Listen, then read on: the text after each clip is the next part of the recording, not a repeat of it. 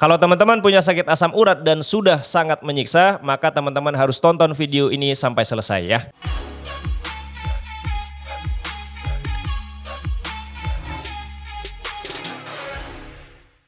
Bismillahirrahmanirrahim. Assalamualaikum warahmatullahi wabarakatuh. Teman-teman sekalian, ya berjumpa lagi dengan saya Bang Syaiha. Jangan lupa ya like, komen, dan subscribe video ini. Oke, ini ada dua komentar yang menarik teman-teman. Jadi kalau teman-teman sudah punya sakit asam urat, mudah-mudahan video ini memotivasi dan mudah-mudahan video ini memberi perubahan yang sangat baik buat teman-teman. Dan saya doakan semoga asam uratnya cepat sembuh ya. Komentar yang pertama katanya begini, memang itu benar. Saya penderita asam urat yang lumayan parah. Sudah sakit di jempol kaki dan di bawah jempol tangan yang semua itu disertai bengkak, memerah, dan sakit luar biasa. Tapi semenjak melakukan zero karbo, stop gula, dan intermittent fasting, semua selesai. Dan ginjal saya menurut hasil tes laboratorium dinyatakan sehat. Ini komentar yang pertama ya. Jadi beliau sudah sakit asam urat, parah, merah, bengkak, sakitnya luar biasa. Tapi kemudian ketika menjalankan zero karbo, intermittent fasting, stop gula dan tepung, yang terjadi adalah asam uratnya kemudian sembuh. Dan ginjalnya dites di lab ternyata ginjalnya sehat. Komentar yang kedua, katanya begini, betul Bang, saya sudah mencoba mengurangi gula dan karbohidrat, sakit asam urat saya tidak pernah kambuh, terima kasih ya. Ini dua komentar yang menarik, jadi ketika teman-teman punya sakit asam urat yang sudah bertahun-tahun, minum obat sudah bertahun-tahun, ya maka video ini harus ditonton sampai selesai.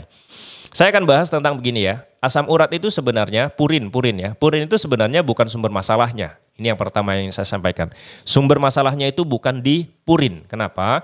Karena ada orang yang asam uratnya tinggi tapi tidak merasakan sakit apapun. Ada orang yang asam uratnya tidak begitu tinggi tapi dia merasakan sakit yang luar biasa. Ingat ya, ada yang asam uratnya tinggi tapi nggak apa-apa. Ada orang yang asam uratnya rendah tapi dia sakit. Jadi kan kalau begini ya, kalau ini yang terjadi maka masalah utamanya bukan di asam urat.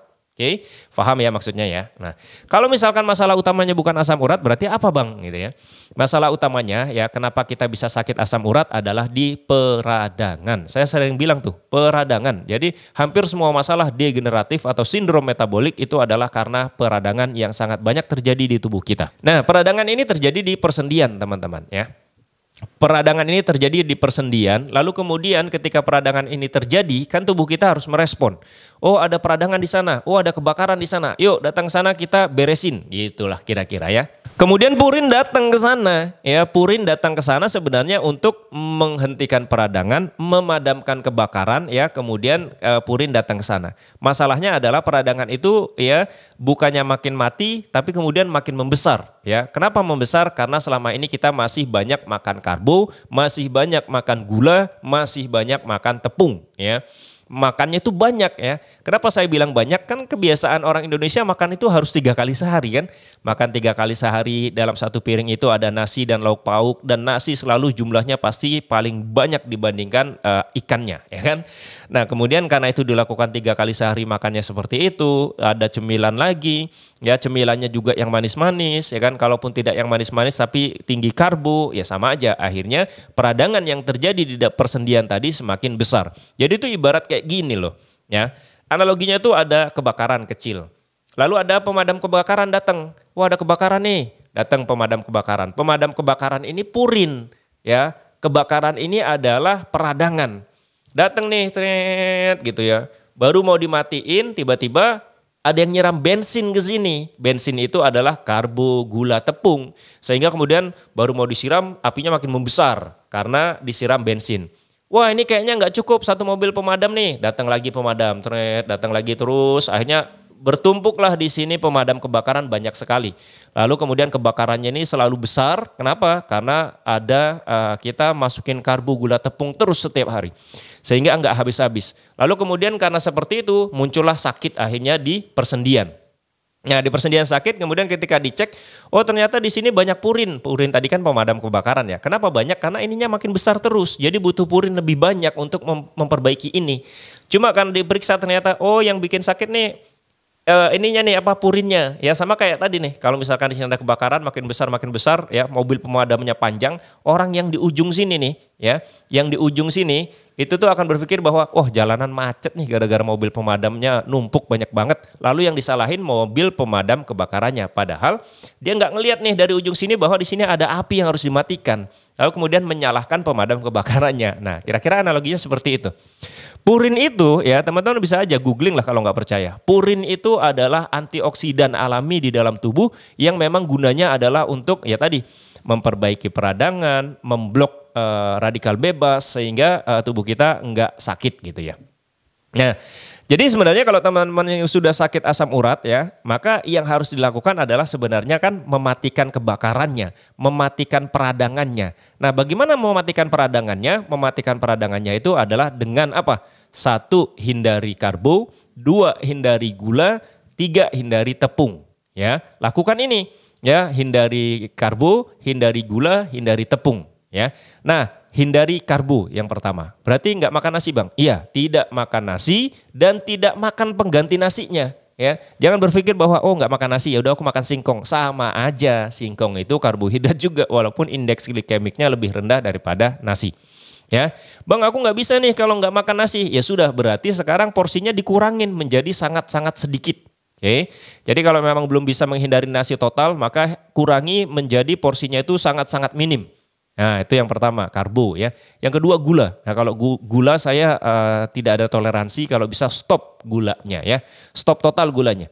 Bang tapi aku pengen yang manis-manis. Kalau masih pengen yang manis-manis bisa pakai stevia. Karena stevia ini 0 kalori dan tidak bikin gula darah naik, tidak memperbesar peradangan dan sebagainya. Teman-teman kalau mau beli stevia ada di ini ya, di produk linknya ada di video ini, silakan dicek aja. Nah, kemudian apa? Manis itu cukup dari stevia, gula stop total. Tepung. Tepung juga teman-teman, tepung juga dihindari karena tepung itu ya baik itu tepung mokaf, tepung terigu, tepung apapun itu adalah karbo juga. Maksudnya kalau masuk ke dalam tubuh nanti dipecahin jadi gula. Ya, sehingga harus dihindari. Tapi makanan tepung tuh enak bang. Ya sudah kalau masih mau pakai yang tepung, pakailah tepung ketogenik ya, yang isinya adalah putih telur sama whey protein. Linknya juga ada di bawah ya teman-teman. Nah seperti itu. Jadi bisa lakukan ini ya. Dan kemudian yang harus dipikirkan adalah, bang aku udah stop nasi, udah stop gula, udah stop tepung sehari 2 hari tapi belum sembuh bang. Nah sekarang yang harus teman-teman pelajaran berikutnya yang harus diperhatikan adalah kita menjadi sakit itu ya bertahun-tahun. Kita dari kecil sudah makan nasi 3 kali sehari, makannya banyak, makan kemasannya banyak, makanan instannya banyak. Kemudian peradangan itu terjadi terus-menerus dari kita muda sampai kita tua, berpuluh-puluh tahun kita salah. Lalu jangan berharap ketika sudah menjalankan ini baru sehari 2 hari langsung sembuh total, tidak ya. Maka saya selalu bilang ke teman-teman, kalau memang mau sembuh tadi hindari karbo, hindari gula, hindari tepung. Nah di saat bersamaan teman-teman melakukannya juga harus sabar. Ya, kita sakit itu butuh waktu bertahun-tahun kemudian jadi sakit, maka untuk sembuhnya juga butuh waktu. Ya, mungkin butuh sebulan, 2 bulan, 3 bulan, 4 bulan, atau mungkin ada yang butuh waktu lebih lama lagi. Nah, makanya kemudian harus sabar. Ya. Nah makanya teman-teman ketika mendengar video ini ya teman-teman itu sebenarnya sudah ada jalan keluarnya ya, tinggal kita bisa sabar atau tidak. Karena banyak sekali orang-orang yang japri saya juga, bang saya udah begini 2 minggu tapi saya masih sakit ya kan, baru 2 minggu ya. Saya menjalankan ini dari tahun 2022. Jadi saya dari tahun 2022 itu saya sudah stop karbo, stop gula, stop tepung. Walaupun masih ada cheating dikit masih, tapi banyakan nggak cheatingnya. Dan saya melakukan ini sudah bertahun-tahun ya. Dulu saya juga lututnya sakit asam urat juga pernah ya kan, sering ngos-ngosan ya kan, gampang capek, kerokan itu hampir setiap minggu kerokan. Nah, alhamdulillah sekarang saya lupa kerokan terakhir itu kapan tuh saya lupa. Tapi masih ada keluhan di tubuh saya ya. Saya tahu bahwa masih ada keluhan di tubuh saya tapi tidak separah yang dulu gitu ya teman-teman. Nah, intinya kita butuh konsisten, butuh kesabaran ya, butuh ketekunan dan sebagainya. Nah, kalau teman-teman mau gabung di grup saya ya, linknya saya sematkan di description box. Grup WhatsApp itu gratis, jadi teman-teman bisa gabung di sana ya. Kita saling berbagi, saling sharing, menyemangati dan sebagainya ya. Terima kasih ya teman-teman. Nah, itu mungkin yang saya sampaikan bahwa teman-teman yang sudah asam urat bertahun-tahun, yuk berubah ya, ubah gaya makannya, ubah apa yang dimakan dan diminumnya, maka mudah-mudahan sakit-sakit degeneratif atau sakit yang berasal dari sindrom metabolik itu bisa membaik ya. Saya doakan semoga semuanya sehat kembali. Terima kasih sudah menonton, jangan lupa subscribe. Saya mohon maaf kalau banyak kesalahan. Assalamualaikum warahmatullahi wabarakatuh. Bye bye.